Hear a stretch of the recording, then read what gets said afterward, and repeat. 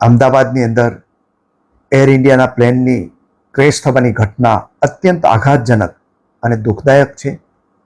એની અંદર જે પ્લેનની અંદર સવાર થનાર પેસેન્જરો હતા એ મૃત્યુ પામ્યા છે. એ ઉપરાંત અનેક ઘાયલ પણ થયા છે. જે પ્લેન ક્રેશ થયું એ જગ્યાએ સિવિલ હોસ્પિટલના ઇન્ટર્ન ડૉક્ટરો પણ હતા, એની ઘાયલ થવાની ઘટના પણ આવી છે. આ પ્લેન ઇંગ્લેન્ડ જઈ રહ્યું હતું. કેટલાક લોકો પોતાના સગા સંબંધીઓને મળી અને ઇંગ્લેન્ડ પરત જઈ રહ્યા હતા, જ્યારે કેટલાક લોકો પોતાના પરિવારજનોને મળવા માટે ત્યાં જઈ રહ્યા હતા. અને અચાનક જ આ પ્લેનની દુર્ઘટનાથી આ જે પ્લેનમાં સવાર બાળકોથી માંડીને વડીલો સુધીના નું મૃત્યુ થયું છે. અને એના પ્રત્યે હું ખૂબ સંવેદના વ્યક્ત કરું છું.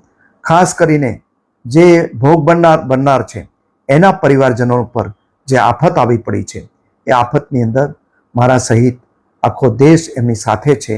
અમારી સૌની સંવેદનાઓ એમની સાથે છે. પરમાત્માને પ્રાર્થના કરું કે આ પરિવારોને આ દુઃખ સહન કરવાની શક્તિ આપે અને જે લોકો મૃત્યુ પામ્યા છે એને પરમાત્મા પરમ શાંતિ આપે.